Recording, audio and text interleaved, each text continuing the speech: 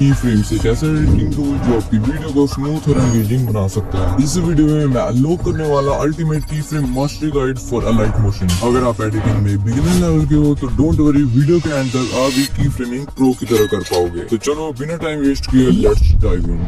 What are key frames? Key frame basically points होते हैं timeline पे जहाँ किसी ऑब्जेक्ट की प्रॉपर्टीज चेंज होती है, जैसे कि पोजीशन, साइज, रोटेशन या ओपेसिटी। इनकी मदद से आप एक ऑब्जेक्ट को स्मूथली एनिमेट कर सकते हो फ्रॉम स्टार्ट टू एंड। समझ नहीं आया? चलो देखते हैं ये कैसे काम करता है। मैंने अलाइट मोशन में आकर अपनी क्लिप को टाइमलाइन पे ऐड कर लिया। सबसे पहले जूम इन इफेक्ट बनाते हैं। यहाँ पर जूम इन इफेक्ट के दो वर्जन होते हैं, first slow zoom in and epic zoom in. Slow zoom in बनाने के लिए मैंने क्लिप सिलेक्ट किया एंड तुम्हें ये मूव एंड ट्रांसफॉर्म का ऑप्शन दिख रहा होगा, यही से सारी की फ्रेमिंग होगी। सो फर्स्टली आपको ये थर्ड ऑप्शन स्केल का दिख रहा होगा, उस पे आना है। आपको ये डायमंड शेप का आइकन दिख रहा होगा जो की स्केलिंग के लिए है। मैं इस पे क्लिक करूंगा एंड वो क्लिप पे ऐड हो जाएगा। उसके बाद मैं इसकी एंडिंग में जाकर उसके स्केल को बढ़ा दूंगा। अब मैंने ये क्लिप साइज को बढ़ा दिया तो ऑटोमेटिकली ये की फ्रेम ऐड हो जाएगा। देन मैं इसे प्ले करूंगा तो ये clip slowly smoothly zoom in होगा। और अगर बात आती है एपिक जूम इफेक्ट की तो उसका गेम है की फ्रेम डिस्टेंस। अगर की फ्रेम एक दूसरे से दूर होंगे तो मोशन स्लो दिखेगा और अगर की फ्रेम एक दूसरे के पास होंगे तो मोशन फास्ट होगा। मैं एपिक जूम क्रिएट करने के लिए की फ्रेम्स को क्लोज में रखता हूँ ताकि जूम इफेक्ट फास्ट और इम्पैक्टफुल लगे। आप की फ्रेम्स को ड्रैग करके उनके डिस्टेंस को इजीली एडजस्ट कर सकते हो। अगला और सबसे इम्पोर्टेंट पार्ट है की फ्रेम एनिमेशन,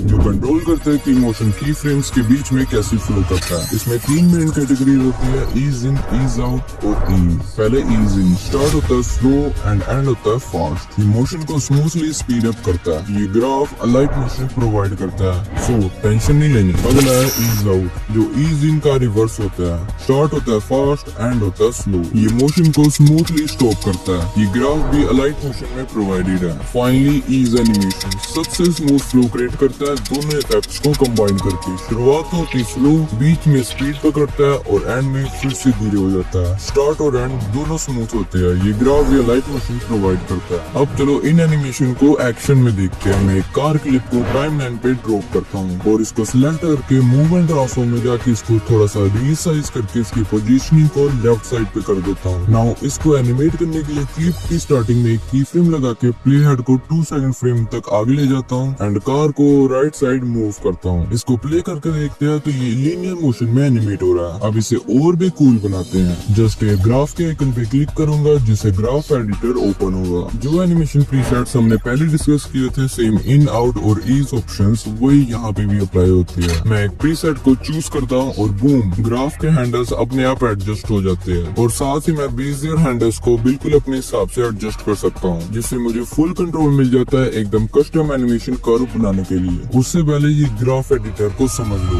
ये एरिया में जो ऊपर नीचे वाले पार्ट है ये स्लो वाले है एंड जो राइट और लेफ्ट वाले है ये फास्ट वाले है। समझ नहीं लगी?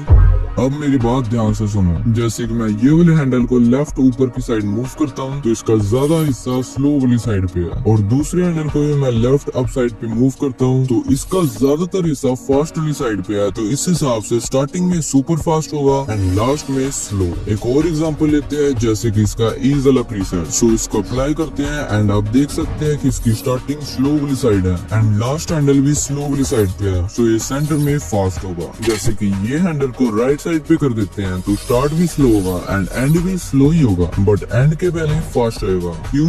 आप समझदार है, समझ जाएंगे। साथ ही अगर आप ये 3 डॉट्स पे क्लिक करके ओवरशॉट को अनेबल करते हैं तो आप की फ्रेम्स के बाहर भी एनिमेट कर सकते हैं। लाइक अगर मैं इन हैंडल्स को कुछ ऐसा कर दूं तो एक रीबाउंड इन इफेक्ट तैयार हो जाएगा, कुछ ऐसे। इसको ऊपर करने से कुछ ऐसा रीबाउंड आउट ग्राफ तैयार हो जाएगा, जो थोड़ा सा बाउंस इफेक्ट ऐड करते हैं एक्स्ट्रा इम्पैक्ट के लिए। लेकिन बेसिक एनिमेशन के लिए ये जरूरी नहीं होते। ये सेम चीज रोटेशन, स्केल और स्क्रू पे भी अप्लाई होती है। काफी औसम है ना? और ये तो सिर्फ शुरुआत है। की फ्रेम्स और भी ज्यादा पावरफुल चीजें कर सकती है। ये कुछ स्मूथ एनिमेशन के ग्राफ है जो कि आपके काम आ सकते हैं, तो रख लो।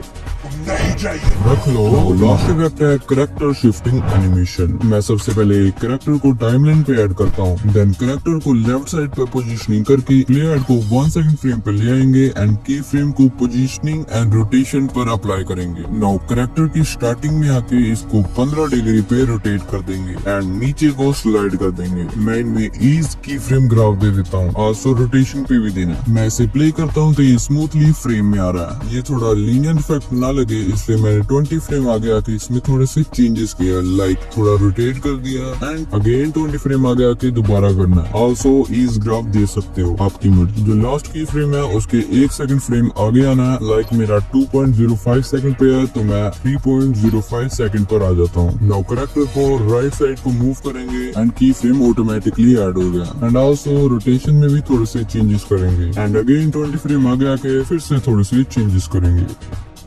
वेट, ये जब स्लाइड कर रहा है इसके पीछे में ग्राफ नहीं है। इसमें सबसे पहले इस ग्राफ को सिलेक्ट करेंगे, कुछ ऐसा क्वाड इस ग्राफ देना है जो सेंटर में एकदम फास्ट हो। आल्सो इस ग्राफ की जगह पर जहाँ पे फास्ट हो रहा है वहाँ पे अपना प्ले हेड रखना है कुछ ऐसे। एंड इस लेयर को ये वाला बटन दबा के डुप्लीकेट कर लेना है। नाउ डुप्लीकेट लेयर को सिलेक्ट करना है एंड इसके कलर एंड फिल पे आना है। नाउ ये बटन दबा के अपना दूसरा करेक्टर सिलेक्ट कर लेना है। अब ये फर्स्ट करेक्टर को सिलेक्ट करना है, आपको जहाँ पे प्ले हेड रखवाया था वहीं से ये वाला बटन दबा के इसका अगला पार्ट कट कर देना है एंड डुप्लीकेट लेयर को सिलेक्ट करना है एंड इसका पिछला पार्ट कट कर देना है। अगर आपका डुप्लीकेट लेयर थोड़ा फिट अच्छे से ना बैठे तो उसके कलर एंड फिल पे आके इसको फिट पे सेट करना है एंड स्केल को बढ़ा लेना लाइक फर्स्ट करेक्टर के हिसाब से। एंड लास्टली इफेक्ट में जाके मोशन ब्लर नाम से एक इफेक्ट डाल देना जिसकी वैल्यू को 0.50 पर सेट करना है एंड ये दोनों लेयर पे देना। सो ये रहा फाइनल रिजल्ट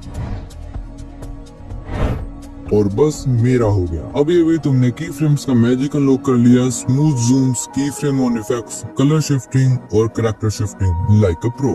अगर ये वीडियो थोड़ी सी भी हेल्पफुल लगी तो आपको पता है क्या करना है।